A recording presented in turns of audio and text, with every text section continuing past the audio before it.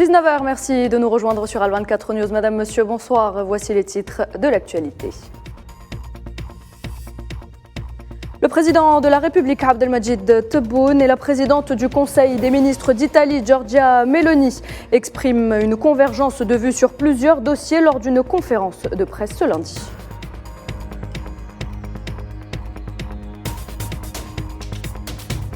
Entre Alger et Rome, la coopération se renforce alors que les échanges commerciaux entre l'Algérie et l'Italie ont doublé en l'espace d'une année. Alger envisage de renforcer sa position de partenaire stratégique de Rome.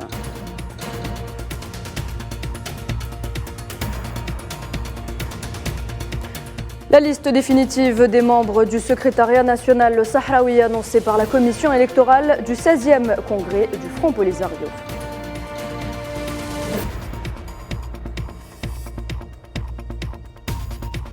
Nous évoquerons également la visite du chef de la diplomatie russe, Sergueï Lavrov, à Pretoria, en Afrique du Sud. Le conflit russo-ukrainien au cœur des discussions.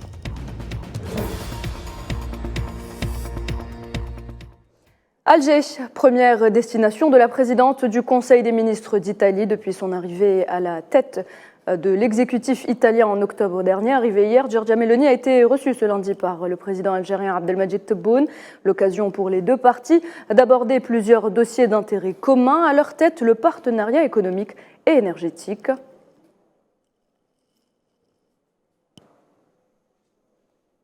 Et les échanges commerciaux entre l'Algérie et l'Italie ont justement doublé en l'espace d'une année. Ils sont passés de 8 milliards de dollars en 2021 à 16 milliards en 2022.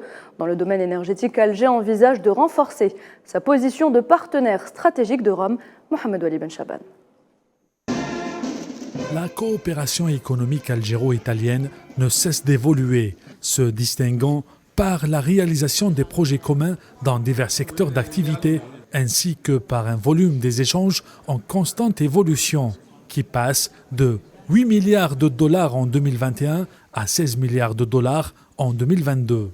ويجدر في البداية أن أنوه بمستوى العلاقات الاستراتيجية وبالمجهودات المبذولة خاصة في السنتين الأخيرتين لتعزيز شراكة بين البلدين والرفع من حجم المبادلات التجارية التي حققت في مدة قصيرة نتائج معتبرة حيث بلغ حجمها 16 مليار دولار سنة 2022 بعدما كان حجمها 8 ملايير دولار في سنة 2021. Dans le domaine énergétique, Alger envisage de renforcer sa position de partenaire stratégique de Rome. جددت للسيدة ميلوني حرص الجزائر على تعزيز مكانتها كشريك استراتيجي لإيطاليا في المجال الطاقوي والتزامها بدورها كممول موثوق على الصعيدين الإقليمي والدولي وكذا الأمر بالنسبة للاستثمار الصناعي بإيطاليا في الجزائر. À l'occasion du 20e anniversaire de la signature du traité d'amitié, de bon voisinage et de coopération, Alger et Rome ont signé 4 mémorandums d'entente dans plusieurs secteurs, dont 2 accords entre Sonatrach et l'italien Eni. Il y a un objectif d'augmenter les exportations énergétiques algériennes vers l'Italie, donc de l'Algérie vers l'Europe, et la possibilité d'étudier le transfert du gaz existant, ainsi que la réalisation d'un nouveau gazoduc qui permette également de transporter l'hydrogène. Absolument, l'Algérie a la priorité, c'est notre partenaire le plus stable, le plus stratégique. Il y a aussi un câble d'électricité sous-marin et le gaz liquéfié, et c'est sur cette base et stratégies que nous œuvrons ensemble pour trouver des solutions utiles pour affronter la crise énergétique. Ce 3e déplacement date en une année qu'effectue le premier responsable du gouvernement italien en Algérie revêt une importance particulière et suppose certainement un approfondissement des relations bilatérales entre les deux pays. Et des questions internationales ont également été abordées par le président algérien et la présidente du Conseil des ministres italien. Une convergence de vues a été constatée, notamment sur le dossier libyen.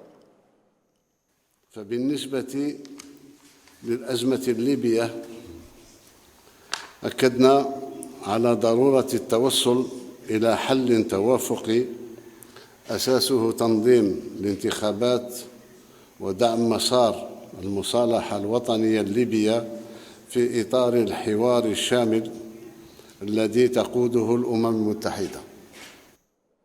La situation au Mali est également abordée par les deux parties qui insistent sur l'application effective de l'accord de paix et de réconciliation issu du processus d'Alger. أما عن الوضع في مالي فشددنا على وجوب التطبيق الفعلي لاتفاق السلم والمصالحة المنبثق عن مسار الجزائر وعبرها عن الإرادة المشتركة للتنسيق في مسعى مرافقة الإخوة في مالي وتمكينهم من الدعم السياسي والمالي من طرف المجتمع الدولي بما في ذلك عبر تعزيز دور البعثة الأممية لمينيسما. Et pour ce qui est de la question du Sahara occidental, le président de la République a tenu à souligner le rôle positif et équilibré de l'Italie. On l'écoute.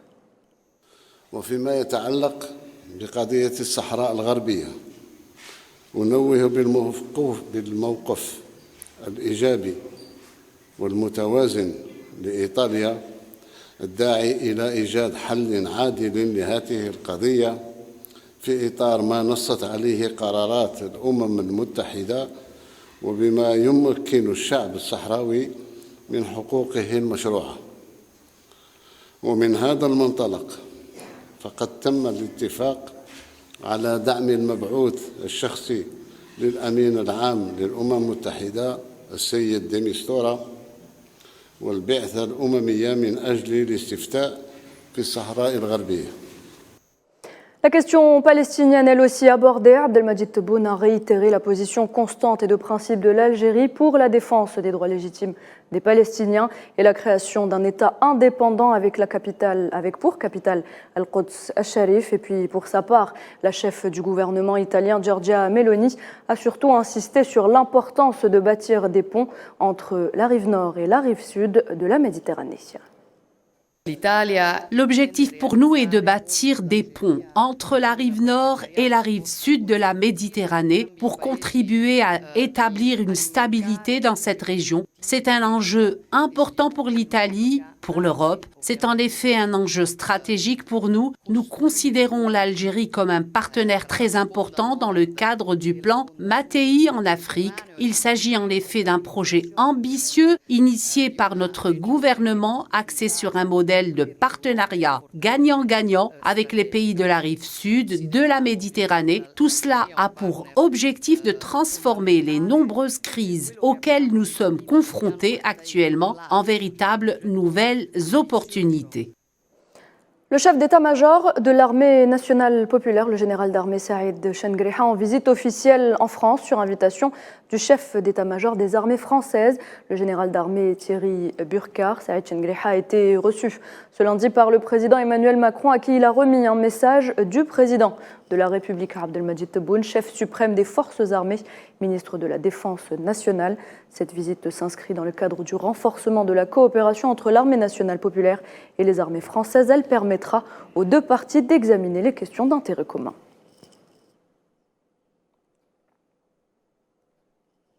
Et à propos de l'armée nationale populaire, sachez que suite à une mission d'entraînement programmée, un hélicoptère Mi-171 s'est écrasé ce soir dans la périphérie d'Al-Attaf, dans la wilaya de Ain Defla. Suite à ce douloureux incident, le président de la République, commandant suprême des forces armées, ministre de la Défense nationale, Abdelmadjid Tebboune, présente ses sincères condoléances aux familles des martyrs et à tous les membres de l'armée nationale populaire, demandant au Tout-Puissant d'accorder aux martyrs sa grande miséricorde. Je vous le disais en titre, la liste définitive des membres du secrétariat national sahraoui a été annoncée cette nuit par la commission électorale du 16e congrès du Front Polisario qui s'est tenu à Dakhla dans les camps de réfugiés sahraouis. La commission a dévoilé la liste des vainqueurs du deuxième tour au nombre de 25 sur un total de 75 candidats à ce poste. Rappelons également que Brahim Merali a été reconduit au poste de secrétaire général du Front Polisario, président de la RAST lors des travaux de ce congrès. Les moyens pour parvenir à une sortie de crise en Libye débattus à Tripoli lors d'une réunion de concertation des ministres arabes des Affaires étrangères, dont le chef de la diplomatie algérienne, Ramtan Lamamra. Lors de cette réunion, le représentant spécial du secrétaire général des Nations Unies, Abdoulaye Bathily, a appelé toutes les parties libyennes à travailler ensemble pour trouver des moyens de surmonter leurs divergences.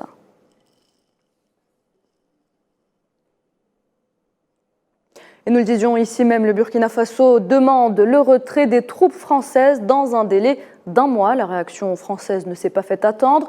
Le président Emmanuel Macron a dit attendre des clarifications de la part du Burkina Faso, évoquant une grande confusion dans les informations qui ont circulé depuis samedi à Ouagadougou. Regardez. Le ministre des Armées dit travailler. Tout de suite être clair, j'attends que le président de transition Traoré puisse s'exprimer. Que j'ai compris que les messages qui étaient sortis à ce stade relevaient d'une grande confusion, celui-ci étant en déplacement hors de la capitale. Donc je pense qu'il faut garder beaucoup de prudence et veiller à ce qui est une spécialité de certains dans la région qui peuvent avoir partie liée au demeurant avec ce que nous vivons en Ukraine, à savoir nos amis russes, ne fassent pas de manipulation. Donc nous attendons des clarifications de la part de M. Traoré sur ce sujet. En Palestine, 27 personnes ont été arrêtées en 24 heures par l'armée sioniste, portant le nombre de détenus depuis le début de cette année 2023 à environ 300 personnes, selon le club de prisonniers palestiniens qui rapporte que les arrestations sont réparties dans la plupart des gouvernorats et touchent notamment des enfants et d'anciens détenus.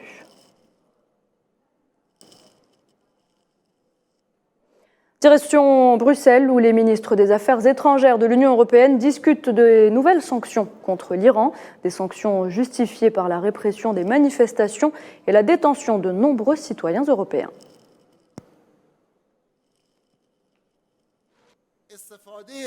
L'Iran répondra de manière réciproque à toute action et affrontera toute confrontation. Le recours à la pression et aux outils politiques pour gagner des points est inacceptable du point de vue de la République islamique. Et la République islamique ne change jamais ses positions face à la pression. Voilà, vous l'aurez compris, c'était donc Téhéran qui affirme ne jamais revenir sur ses positions face à la pression, notamment celle des Occidentaux. Téhéran qui annonce justement préparer des mesures réciproques si l'Union européenne punit les gardiens de la révolution. Dans l'actualité également, cette annonce faite par la Pologne, qui dit vouloir demander l'accord de Berlin pour livrer des chars Léopard de fabrication allemande à l'Ukraine. Taka jest zresztą nasza filozofia. Mogę też powiedzieć, wystąpimy o taką zgodę, ale... Nous demandons un tel accord, mais c'est une question secondaire. Même si au bout on ne l'obtenait pas, nous transmettrons nos chars à l'Ukraine, de pair avec d'autres pays, dans le cadre d'une petite coalition, et ce même si l'Allemagne n'en faisait pas partie. La visite du ministre des Affaires étrangères russe en Afrique du Sud revêt une importance particulière dans une conjoncture de transformation profonde des relations internationales.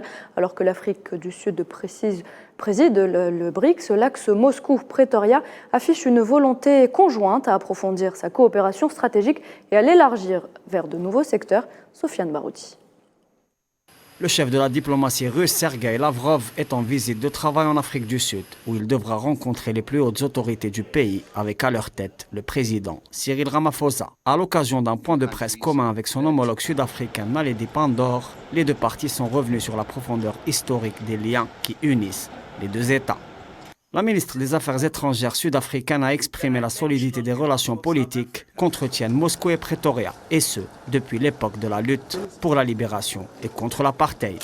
Elle a également affirmé la volonté de l'Afrique du Sud à promouvoir un monde multipolaire basé sur les principes du dialogue via une diplomatie de paix concentrée sur la résolution des conflits par le dialogue, tels que conférés par la Charte des Nations Unies. Concernant le conflit de haute intensité en cours sur le vieux continent, Pretoria arbore une ligne de neutralité inspirée des principes du non-alignement. L'ambition affichée par les deux parties, sud-africaine et russe, est la construction d'un axe stratégique via l'approfondissement de la coopération bilatérale et l'exploration de nouveaux partenariats dans divers secteurs économiques. Pour rappel, l'Afrique du Sud préside le groupe des BRICS et devra accueillir le prochain sommet de l'organisation multilatérale au mois d'août prochain. L'axe Pretoria-Moscou partage avec d'autres grands acteurs internationaux comme le Brésil et la Chine l'objectif du rééquilibrage des relations internationales à travers l'émergence de nouveaux blocs géopolitiques afin d'accompagner les transformations globales en cours. À ce propos, dans une conjoncture politique et économique instable, des manœuvres militaires réunissant les forces navales sud-africaines, russes et chinoises auront lieu le mois prochain au large des côtes de Richards Bay et de Durban, plus grande structure portuaire d'Afrique australe. Ces exercices, qui verront la participation du navire russe Amiral Gorchkov, regrouperont des militaires des trois pays et ont pour objectif déclaré le renforcement de la coordination et le partage des expériences et des connaissances opérationnelles entre les trois formations militaires. Et puis Recep Tayyip Erdogan avance la date des élections présidentielles et législatives en Turquie, initialement prévues pour le 18 juin. Elles se tiendront finalement le 14 mai prochain. Le président turc l'a confirmé à l'occasion d'une rencontre avec la jeunesse turque, précisant qu'il ne s'agit pas d'élections anticipées, mais d'un ajustement.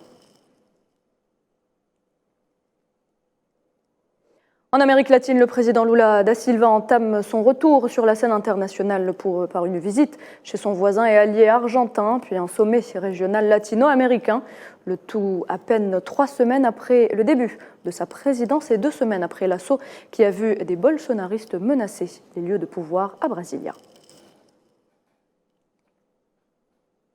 Et retour en Algérie pour parler sport football et la poursuite du CHAN 2022 pour la 3e et dernière journée du groupe C. Le Soudan affronte Madagascar, c'est dans moins d'1 heure à Constantine.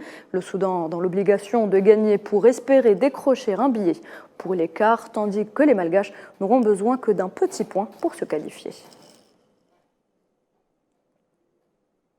Les Verts, eux, se sont qualifiés à l'issue de la rencontre face à l'Éthiopie mardi dernier et ont réussi à conserver leur première place dans le groupe A en battant le Mozambique samedi. Un sans faute pour les poulains de Majid Bouguera, mais le plus dur reste à faire. Salah Faisal.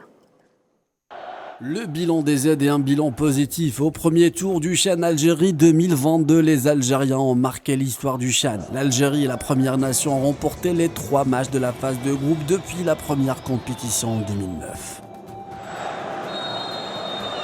3 matchs, 3 buts, c'est peu, mais suffisant pour amener les 9 points. Le point fort de l'Algérie reste les balles arrêtées. Ayman Mahious est l'homme fort de cette équipe d'Algérie, buteur de la sélection.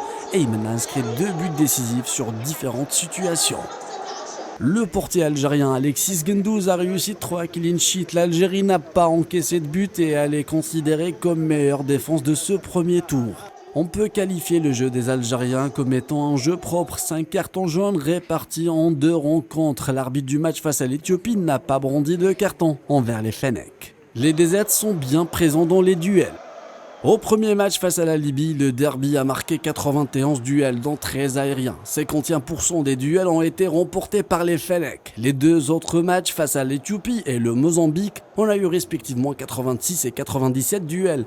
La moyenne de réussite pour les Algériens est de 60% dans les 2 rencontres. Bouguera a tourné son effectif. 24 joueurs ont pris part à la compétition parmi les 28 convoqués. Parmi les 4 joueurs non alignés, on trouve les 2 gardiens remplaçants. Le 11 national a été soutenu par ses fans lors des 3 rencontres. Un stade Nelson Mandela archi-comble. Les protégés de Majid Bouguera peuvent désormais compter sur leurs supporters qui ont déjà écoulé les billets des quarts de finale face à la Côte d'Ivoire. Et on arrive à la fin de cette édition. Merci de l'avoir suivi. Très bonne soirée et à demain.